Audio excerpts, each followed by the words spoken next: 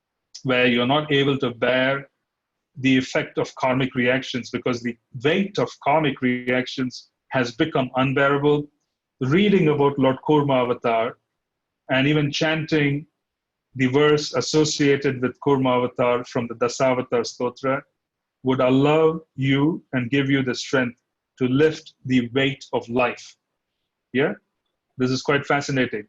Just as the Lord is lifting the karmic reactions of all the asuras, devas, and he is completely aloof and he is not bothered, the churning is like a scratch on his back.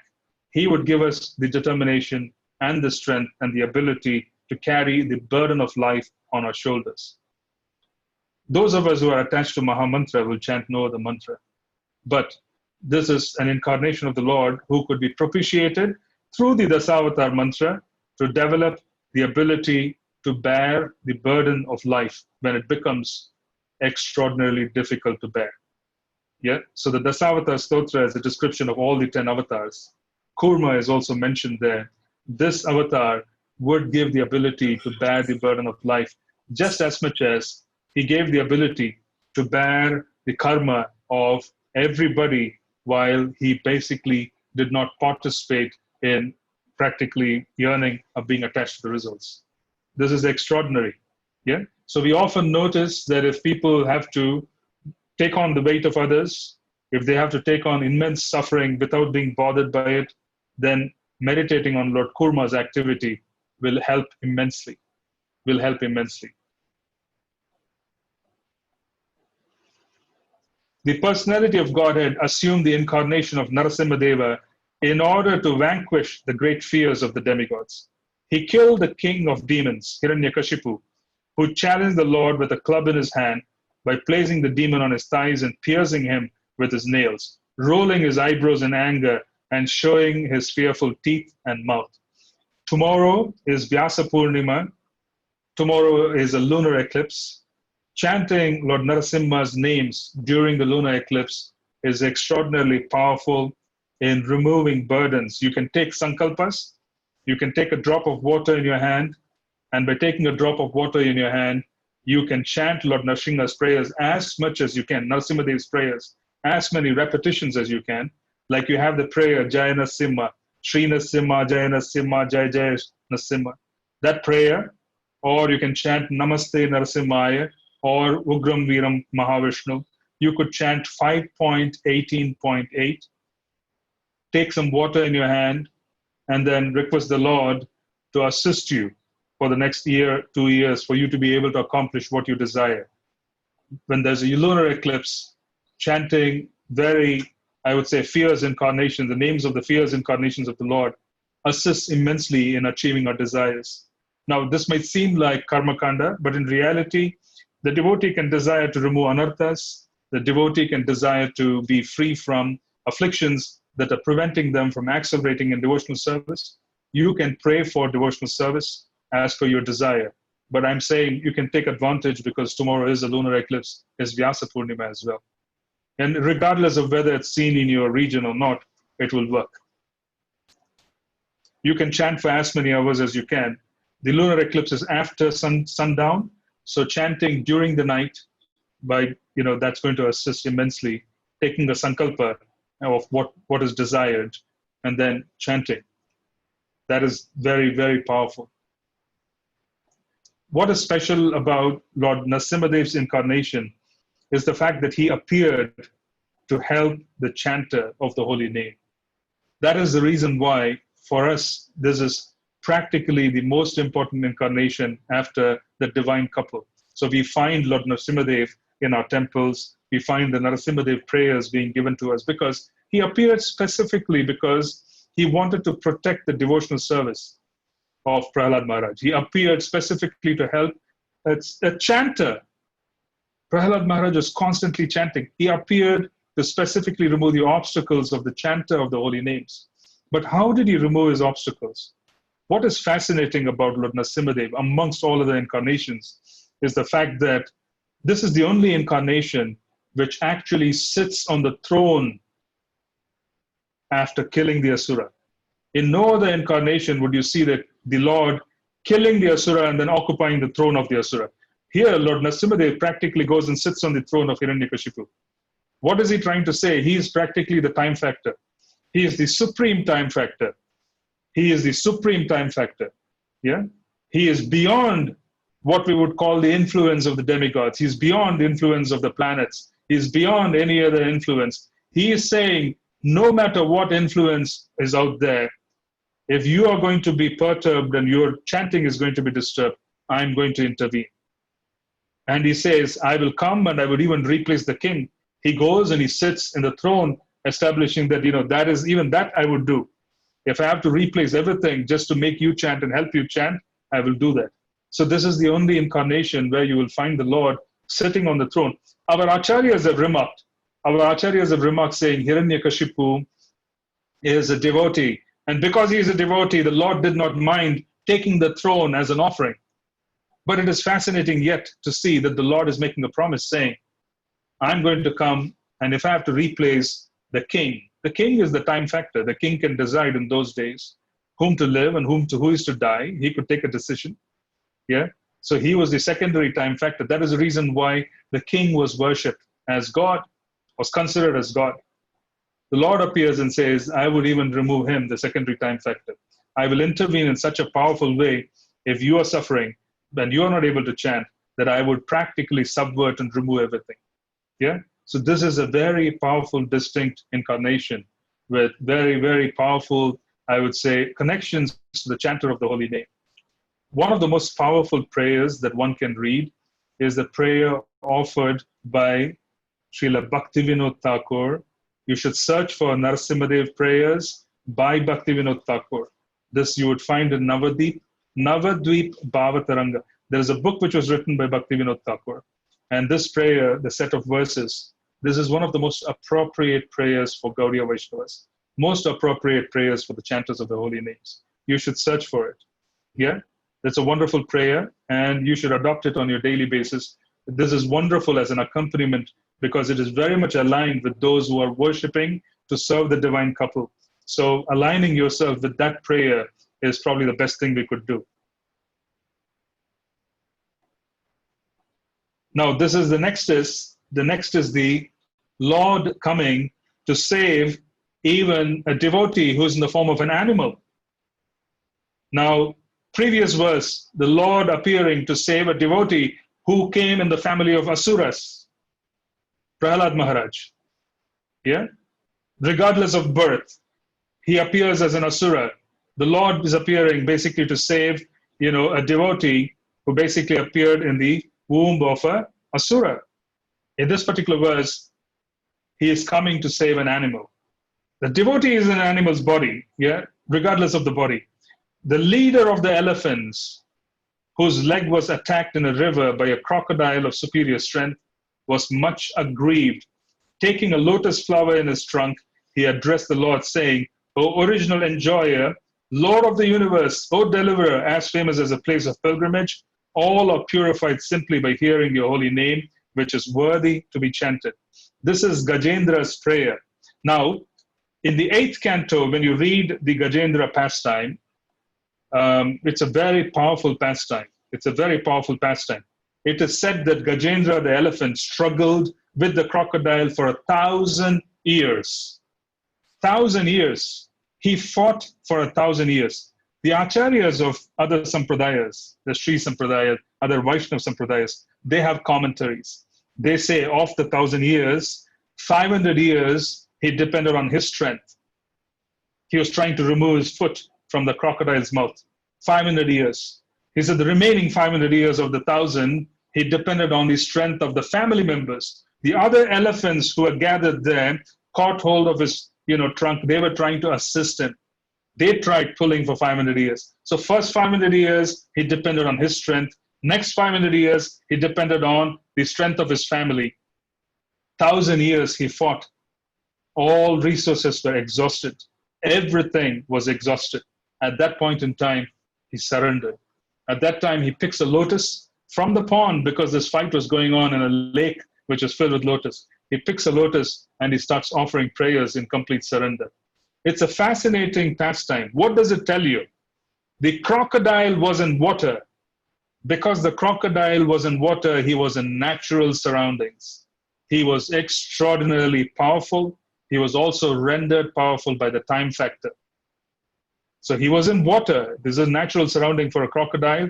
When you are in your natural surrounding, you're going to be strong and you're going to become stronger and stronger and stronger.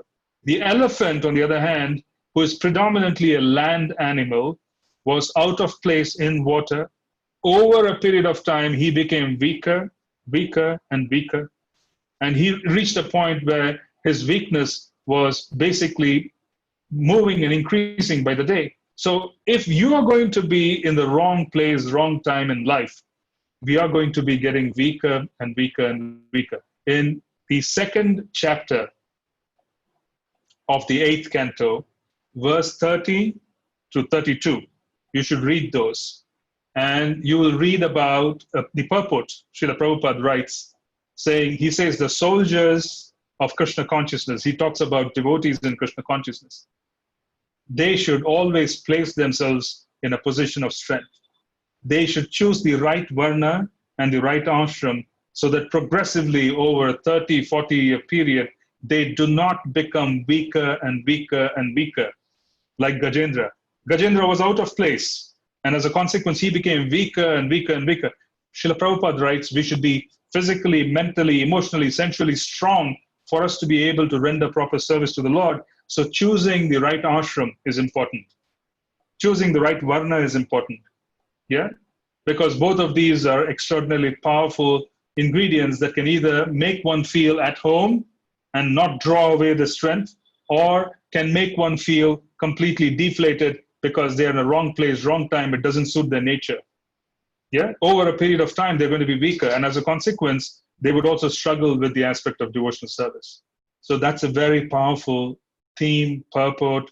It's an extraordinarily powerful purport if you read it. So second chapter of the 8th canto, 30, 31, 32. Yeah? Read it. It's actually very good. That is from the Gajendra, deliverance of Gajendra. And that's an example. That's an example of how one could become weaker if you're out of place. And it is also an example of how the Lord appears regardless of the external nature of the devotee. Doesn't matter which body, doesn't matter which womb, in terms of whether he was born in the womb of an Asura or he was born in the womb of a Deva. If the devotee is chanting Harinam, then the Lord is going to appear. He's going to drop everything and come. Yeah? How did he come in the Gajendra pastime? He practically came in a big hurry.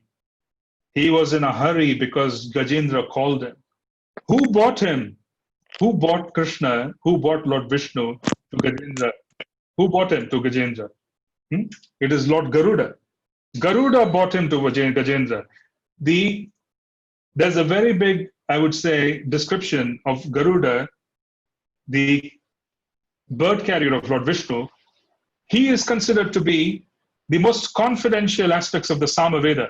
The most confidential part of the Samaveda is a eulogy. It is basically poems, glorifying the Lord. It is practically the most confidential aspects of bhakti being spoken out in the Vedas is in the Samaveda. And even in the Samaveda, there's Brihat Sama. There's a particular section of Samaveda which is very confidential. Lord Garuda, Krishna's carrier, is considered an incarnation of the most confidential aspect of Samaveda. His body is practically formed and made of the Samaveda. That is why, just as much as when one recites the most confidential aspects of Samaveda, which talks about bhakti, the Lord comes to reside in our heart. In a similar fashion, Garuda brings the Lord wherever the Lord wants him to go when the devotee is called. So who brings the Lord? The Lord is brought by Garuda, and the Lord is also brought by the most confidential aspects of devotional service. So Lord Garuda's body is compared to be the most confidential aspects of descriptions of devotional service given in the Samaveda. It's actually a very powerful example. In fact, in the other traditions of sampradayas, the Vishnu sampradayas, Vaishnava sampradayas, there are instances of Garuda appearing and initiating prominent gurus with prominent mantras. How does he initiate? He initiates by flapping his wings. The flapping of his wings produces the meters of mantras, the chandas. He appears and he initiates. Now, I just want to glorify, simply because we may not get an opportunity until we get to the 8th canto. There is one temple in Tamil Nadu, and it is called, the place is, the temple itself is called Kal Garudan temple. Kal means stone in Tamil. Garuda. It's basically a stone deity of Garuda who weighs, I think, 1 or 2 tons. Massive, 7 feet Garuda, and he is worshipped in the temple. Now, what is interesting is they take that massive 2-ton Garuda on a palanquin on certain days on procession. Can you imagine lifting a 2-ton deity made of stone? Unbelievable. But what is very fascinating about this is, from the altar, you only need 4 people to lift him. Even today, this happens. You only need 4 people to lift this deity from the altar. But then, if they proceed a few steps, the 4 would become 8. They will need 8 people to lift the deity. They proceed a few more steps away from the altar, 8 would become 16. Then 16 would become 32. And then it would become 64, 128. It would double. And then as they return the deity back from the procession, back to the altar, again, from 128, it will come to 64, to 32, to 16, and to 8, and to 4 again. So only 4 people will return the deity. You can't even imagine a big stone deity weighing more than a ton being returned back to the altar in the original position by 4 devotees. Can you believe it? It's still happening. It looks like he flies and then becomes heavy if you take him too far away from Krishna, who is also the main deity in the temple. Yeah? And then he comes back inside. So this is a very fascinating place. If you ever want to visit, you can go. And this place is near Kumbakonam. Everybody will know it is near Kumbakonam. Anybody you can ask. This is inside Tamil Nadu. This is the seat of the Sri Vaishnava Acharyas. And this temple is there. It's an ancient temple, very old temple. Yeah? And it's a very, very old temple. And you can see that this deity is there. And still you see this fascinating result of the worship that's being done is that the deity is very much present. Otherwise, how would you be able to lift a 2-ton stone deity? It is not even metal, it is stone. How do you lift a 2-ton deity and then go for a procession? It's unbelievable. So what we are saying is that there's a lot of information, a lot of fascinating stories about the servants of the Lord. Garuda is such a special servant that he is described as the most confidential aspect of the Vedas.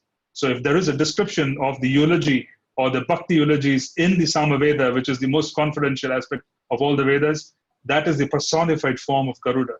Because when you recite those verses, the Lord comes. Similarly, the Lord also comes on Garuda. So the verses themselves are compared to Garuda.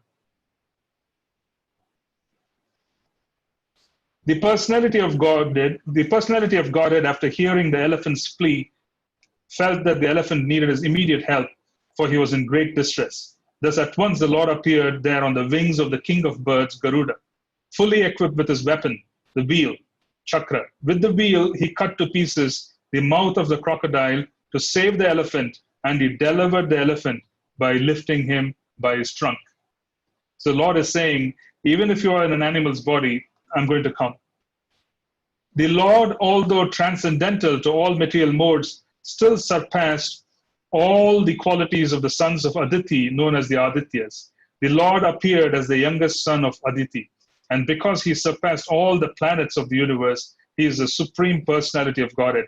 On the pretense of asking for a measurement of 3 footsteps of land, he took away all the lands of Bali Maharaj. He asked simply because without begging, no authority can take one's rightful possession. You see, Lord Vamanadev is eulogized with the Dharma Gayatri. Dharma Gayatri itself is from the Rig Veda, and where Vishnu takes 3 steps to establish Dharma. Lord Vamana establishes Dharma. So you again read about Lord Vamana in the 8th canto of Srimad Bhagavatam. Yeah? You read about Lord Vamana. Here he comes as the youngest son of Aditi. He is coming as Upendra, the younger brother of Indra, because Indra is also the son of Aditi. And here he is practically deceiving the Asuras. what is very fascinating about the description of Lord Vamana in the 8th canto is the extraordinary diplomacy shown by him. He goes to Bali Maharaj asking for alms, and he starts praising Hiranyakashipu and Hiranyaksha. It's fascinating. He is praising Hiranyakashipu and Hiranyaksha as great personalities who even fought Vishnu. These are asuras, these are demons that were killed by him, but you should not be going to someone and then chastising and criticizing their family members. So here the Lord is actually praising Hiranyaksha. He is praising Hiranyakashipu, saying they were so powerful that they basically were trying to defeat Vishnu. They took on Lord Vishnu as an opponent. So the tactfulness and the way to speak and the way to present yourself in different complex circumstances, you can learn that from the description of the activities of Lord Vamana. When he appears, Hare Krishna, can you put yourself on mute, please? Yeah. So you can learn from the descriptions of the activities of Lord Vamana. This is something which you can learn. It is just fascinating to read how he's interacting. One would imagine he is the Lord. He would just appear. He wouldn't even say anything. He is all powerful.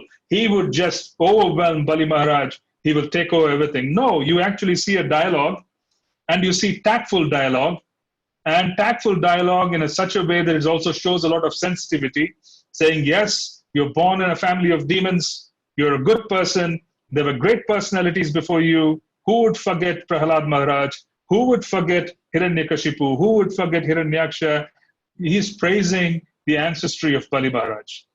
So he's showing tactfulness. He's showing basically the principle of acting according to proper circumstances. Yeah. One of the things about the 8th canto in Lord Vamana's appearance also is the fact that it is, when you read it, you also learn a lot about how to interact and how to present yourself in different circles. It's a fact, because most of the time, even as devotees, our intentions are good, but we convey facts in a very harsh manner. And we hurt others. Even if our intentions are good and even if our facts are straight, we convey things in such a harsh manner that we hurt others. And this hurtfulness basically causes them to even sometimes leave the company of devotees because they find that the diplomacy and the tact of the outside world is much more bearable than the heat they face in our temples sometimes. So this tactfulness in how to present oneself, how to even deal with an adversary in such a wonderful, cultured manner, praising his family, understanding the sensitivity of people being born in a certain family, that is to be seen by the behavior of the Lord. So it is very fascinating. He doesn't really come stomping into Bali Maharaj's compound saying, okay, I'm Trivikrama. He doesn't increase his size and then starts demanding, saying, okay, I'm going to place 1 foot on your head and 1 foot in the heavens and 1 foot I will cover every other sphere. He doesn't do that. He's actually very tactful. He praises him. He does all of these things. So very, very fascinating chapter. Very fascinating chapter. If you have bad dreams, if you wake up with nightmares, if you're someone who wakes up with consistent nightmares, in the sense that every time you go to bed and then wake up in the morning, you're woken up with a nightmare, reading the 8th canto, specifically the activities Lord Vamana, is very important. This is practically very important so that the nightmares don't leave a subtle impression on the chitta. It's like a negative experience. Those negative experiences can be overwhelmed by coming in touch with Lord Vamana's pastimes. So 8th canto. And this is, I'm quoting from the Srimad Bhagavatam. Yeah? I'm actually quoting from the Srimad Bhagavatam. This is basically one of the verses of Srimad Bhagavatam where it says that one who reads this would be relieved from the bad effect of dreams. Because sometimes when you wake up, you could have a dream or a nightmare, we would call it a nightmare, that can leave an impression which could actually be quite disturbing. To remove it, the Bhagavatam says, read Lord Vamana's pastimes. O Narada, you are taught about the science of God and his transcendental loving service by the personality of Godhead in his incarnation of Hamsa Avatara. He was very much pleased with you due to your intense proportion of devotional service. He also explained unto you lucidly the full science of devotional service, which is especially understandable by persons who are souls surrendered unto Lord Vasudeva, the personality of Godhead. The Hamsa Avatara incarnation is described in the 11th canto. One can read about it when you go to the 11th canto, and that is where Krishna basically incarnates as the Hamsa Avatara to extinguish the doubts of Sri Narad Muni and explain the exalted aspects of transcendental devotional service. Hamsa is a swan, a swan. Basically, a swan. And what is the quality of a swan? Is basically, you will find that even in very dirty, muddy waters, that bird has the ability to extract nectar. So it is said that if you pour milk into water which is muddy, it has the ability to separate milk from water. In other words, it has the ability to take what is valuable out of circumstances and not be affected by the circumstances that are surrounding. So that is the reason why Hamsa Avatar basically is about the Paramahamsa stage in terms of being able to not be affected by the material sphere, not be touched by anything material, being aloof from the material sphere, while like the sun, even though the sun is touching everything, the sun is situated in the sky and it is not affected by the objects that it is touching. The sun is touching everything. Abominable, dirty things are touched by sunlight, but it doesn't really affect the sun. So in a similar fashion, the Hamsa Avatar basically instructs Sri Narad Muni. This you can see in the 11th canto. As the incarnation of Manu, the Lord became the descendant of Manu dynasty and ruled over the miscreant kingly order, subduing them by his powerful wheel weapon. Undeterred in all circumstances, his rule was characterized by his glorious fame, which spread over the 3 lokas and above them to the planetary system of Satyaloka, the topmost in the universe. At times, when the position of Manu becomes free, or you can't find someone suitable, the Lord incarnates as Manu. At times, when Brahma's position becomes vacant and a suitable living entity can't occupy, the Lord becomes Brahma. So is the case with different functionaries which you have to perform within the universe. So here, as a Manu, he's a king, he chastises and he restores order in the universe. The Lord, in his incarnation of Dhanvantari, very quickly cures the diseases of the ever-diseased living entities simply by his fame personified, and only because of him do the demigods achieve long lives. Thus the personality of Godhead becomes ever glorified. He also exacted a share from the sacrifices, and it is he only who inaugurated the medical science or the knowledge of medicine in the universe. Ayurvedic physicians in general pray to Lord Dhanvantari before beginning the cure of a certain patient, because it is Lord Dhanvantari who is the origin of the Ayurvedic science. Here, there's a very important statement. He is saying that he cures all the diseases by his fame personified. How do you cure diseases by fame? There's a link. The link is that some of you might have heard of the term ojas. Ojas is the potency that one accumulates by engaging in spiritual activity, performing austerities, maintaining celibacy. This ojas is also what we would call the life force, and it is also what we would call the ingredient of the personality being able to attract others. So fame of an individual is directly linked to the ojas of the individual. Yeah, the ojas itself is a subtle formation which occurs due to the person maintaining celibacy, engaging in austerities, engaging in sadhana, etc. So there is a link between this ojas and fame, because ojas causes fame. It attracts one to others. One becomes very attractive.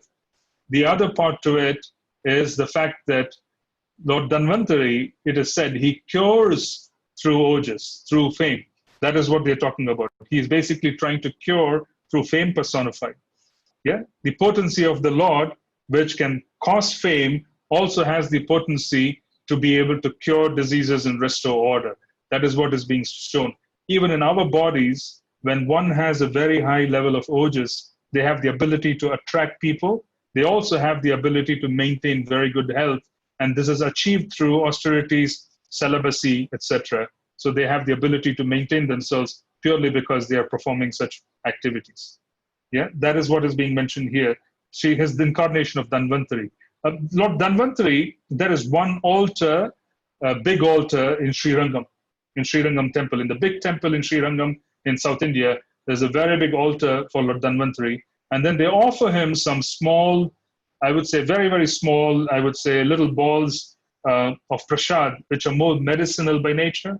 So they give you that as prasad. They basically offer it to the Lord and give you that as prasad. So it's quite interesting that there the prasad itself is medicine. People go there to take it so that they could be cured. I've seen it in Srirangam. I've just seen one altar in southern India. When the ruling administrators, who are known as the Kshatriyas, turned astray from the path of the absolute truth, being desirous to suffer in hell, the Lord in his incarnation as sage Parasurama uprooted those unwanted kings who appeared as the thorns of earth. Thus he thrice 7 times uprooted the Kshatriyas with his keenly sharpened chopper. Yeah?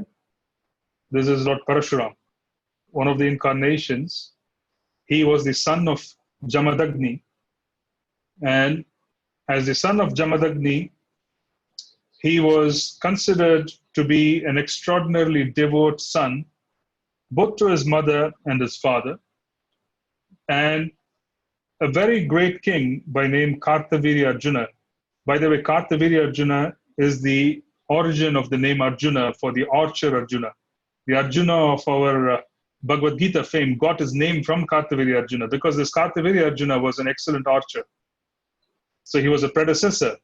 He was an amazing archer, and he had received gifts from Lord Dattatreya.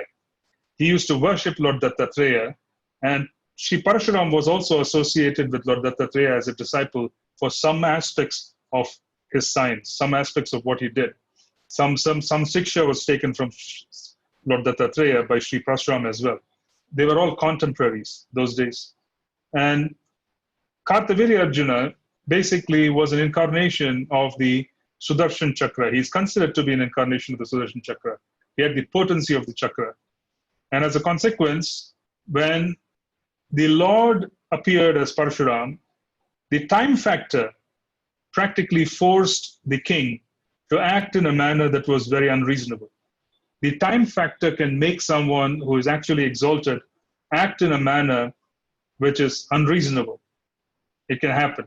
So you see the situation with Maharaj Yudhishthira engaging in gambling. This is the time factor. Why would Yudhishthira, who is considered to be Dharma personified, why would he stake his wife and brothers? Wouldn't he know that his wife is not property? Wouldn't he not know that his brothers are not property? He stakes his wife and brothers in a gambling duel. This is the time factor. Even great personalities can get overwhelmed and they can take decisions that are not appropriate due to the time factor. He takes the decision, Yudhishthira Maharaj. Then you notice Parikshit Maharaj. Why would this great personality, Parikshit Maharaj, be given to thirst and be angry and pick up a snake and then garland a great sage? Why would he do that? Wouldn't he know that this is a great offense, which is punishable? Wouldn't he know that? But you notice this, that due to the time factor, because they're overwhelmed by the time factor to act according to the need of that particular yuga, they act in ways which are unprecedented, in ways in which you can't even imagine. You can't even imagine. So in a similar fashion, this Kartavirya Arjuna, he had received all kinds of yogic siddhis. He was so powerful that he could control the consciousness of people living in his kingdom. Imagine the amount of power where you could arrest bad thoughts from the head of those who live in your kingdom. He was so powerful as a king. He ruled for 80,000 years almost. And he used to be so powerful that he could arrest the thoughts that were occurring, that were bad thoughts, that were unfriendly thoughts occurring in the hearts of his subjects. So Jamadagni, he actually feels quite upset when sage Parashuram goes after Kartavirya Arjuna and kills him. He says, you shouldn't have done that. He was a great king, because finding a good king is very difficult. Yeah, his character is very badly represented in the serials and so on.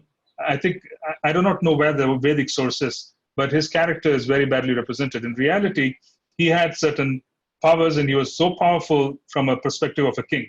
Now, why was he against Parashuram? Parashuram is the incarnation of the Lord. Why would the chakra be opposing the Lord? Sometimes you notice these contradictions too. You find Krishna and Lord Shiva engaging in a war, yeah, in the 10th canto for Bana. Lord Shiva takes on arms against Krishna. So you find circumstances where you will find great personalities confronting each other. In reality,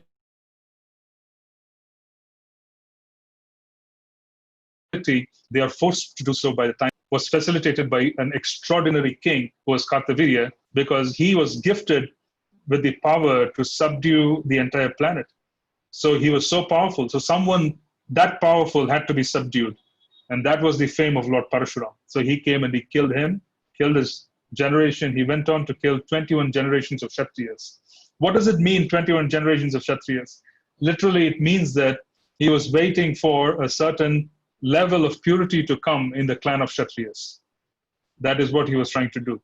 Yeah, there are many other aspects to this particular avatar. We can talk about it later, but this is a very, very powerful sequence of how the cleansing was done and how it started with Kartavirya Arjuna. And that Arjuna was the reason why the Arjuna of the Mahabharata was named Arjuna as well, because he was a great archer. He was to be a great archer, one of the greatest archers, because he was a great archer, Kartavirya. So, Sage Parasuram. I'm going to stop here because I've gone a little bit. I'm going to see if I can take a few questions, and we will continue with the rest. We are now stopping at verse 22. The next week, we'll do verse 23 onwards. I'll take some questions if you have any.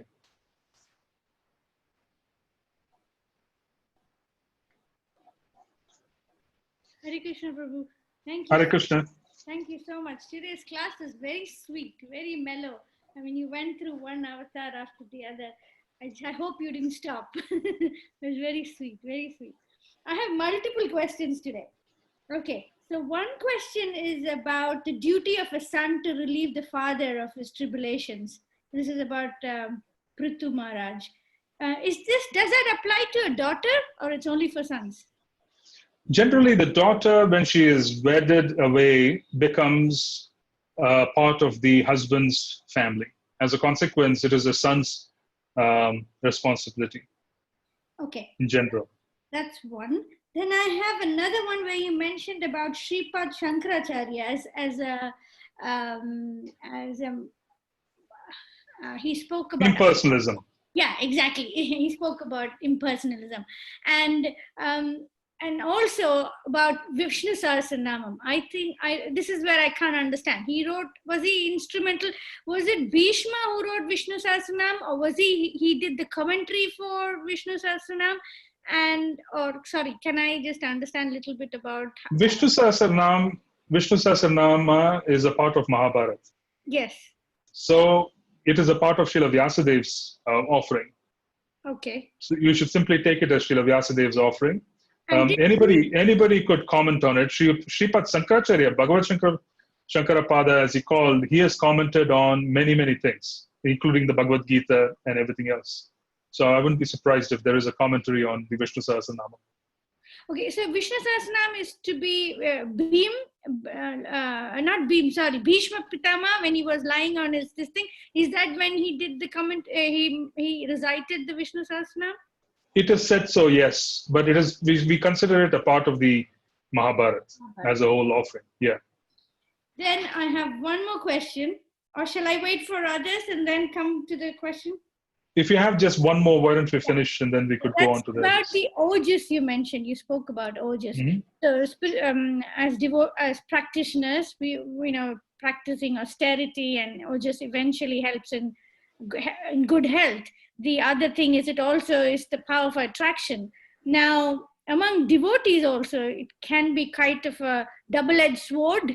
You don't want people to get attracted to you. You don't want people to this thing because you want to be more secluded. And this could be sometimes a disadvantage. Well, see, here's the point. Devotional service and those who practice devotional service in general become attractive. And it goes on. That is the reason why you find that saintly personalities are attractive, not because they may be good looking, but more so because they carry the devotion in their heart, and carrying of devotion, carrying of Naam in their heart makes them attractive to the world. So being attractive is not a bad idea. It is a potency of the Lord. It is one of the potencies of the Lord. You know, the Lord has 6 opulences. One of the opulences is the ability to attract, because he is attractive. He is the most attractive.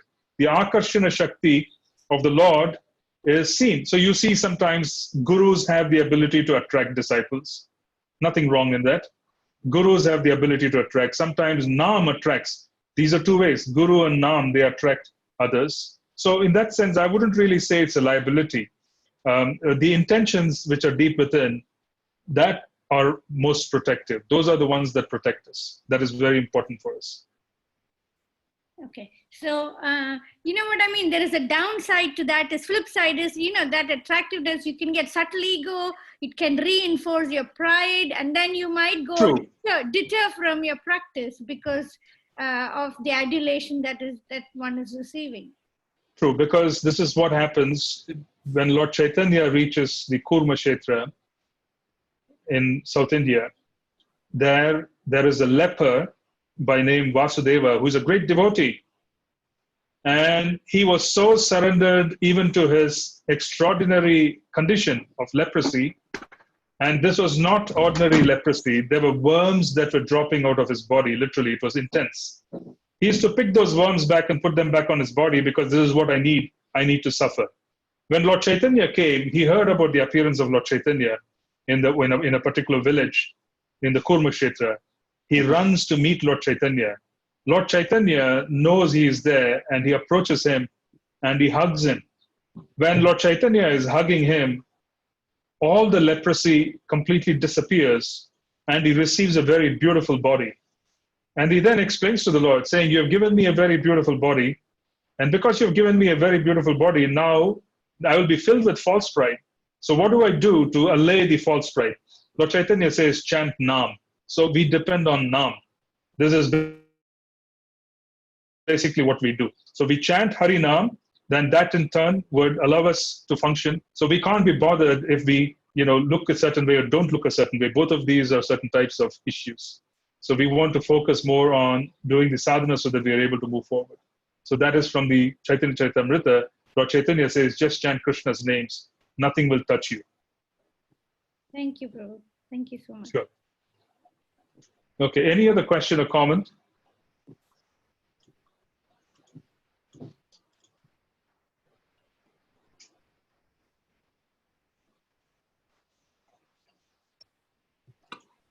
Hare Krishna, Guruji.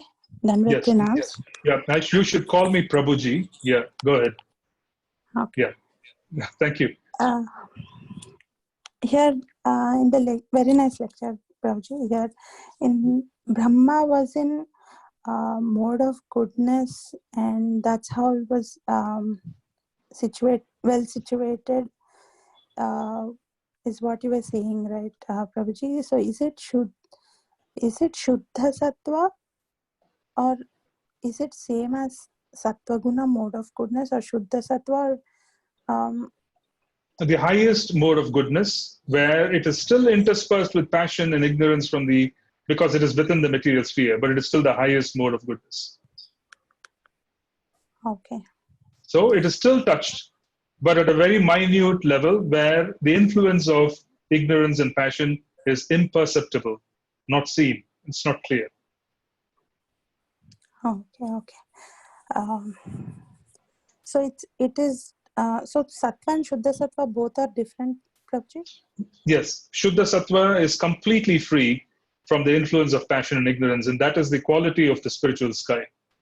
Mishra Sattva is what you find in the material mode of goodness, where at a higher level it is predominated by goodness, but there's also a little bit of mixture of ignorance and passion.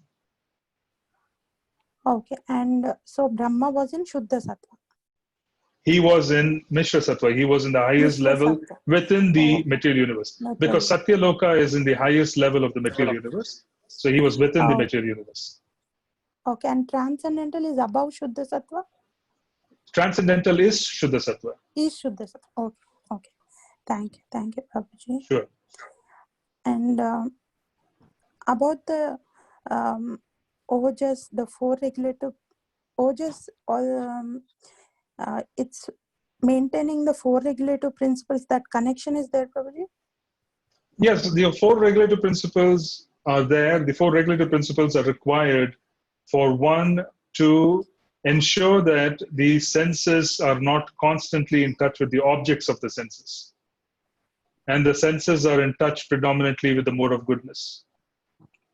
So it is connected in the sense that one performs austerities, one maintains celibacy, etc. Now, we don't want to focus so much. I'm not answering you particularly, but I'm answering everyone because I spoke about it. We don't want to particularly focus on ojas. I explained how fame personified could equate to ojas, because when ojas increases, fame increases as well. And as a consequence, ojas is also great good health, coming in touch with the potency of Lord Dhanvantari, who is a personality of Godhead, who is an expansion of the Lord, practically is coming in touch with that particular high nature. So that is what I wanted to say. So we don't want to focus on it. It's not an objective. We want to carry out devotional service, and we want to be able to execute devotional service. If that increases, so be it. On account of it, if we receive a little opportunity for spreading the mission, so be it. Yeah, we don't want to focus so much on the spillover benefits, you see. These are spillover benefits. These are not to be focused upon, but I wanted to just explain that verse. Yes, Prabhuji. So about that, there is a lot of confusion, Prabhuji, even in devotees also about procreating. So one of the four regulative principles is to limit only for procreation. Is that correct? Yes. Okay. So there is no confusion as far as the principle is concerned, but in the families of devotees, there's a necessity for the husband and wife to be able to reach a conclusion as to what standard they can maintain before they can eventually practice at the highest level of just engaging for the purpose of procreation. So it is a process of cooperation between the husband and wife in protecting each other's devotional service. And that is the reason why there is no need for confusion. It is a matter of the husband and wife understanding what it requires, but at the same time understanding where they are in the spectrum or the curve, as we would call it, and for them to be able to understand how to moderate and how to regulate themselves progressively to achieve that goal.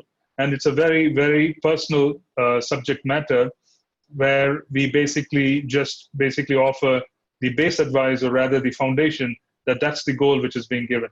And that is the ideal that is there. And there are hundreds and hundreds of devotee couples who follow the fourth regulative principle quite strictly. So there really isn't any, I would say, ambiguity. There isn't any ambiguity at all. Okay? Yeah, like there someone said, someone was quoting that Prabhupada said, as long as you're with your wife or your husband, you're okay, something like that.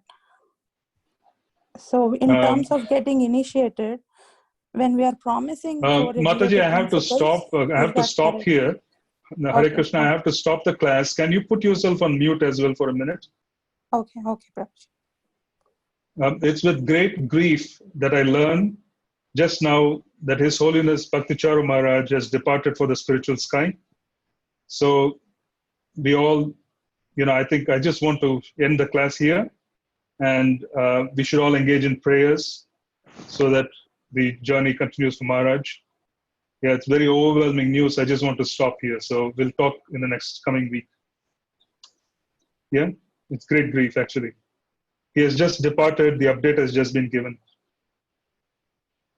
Hare Krishna, dear devotees.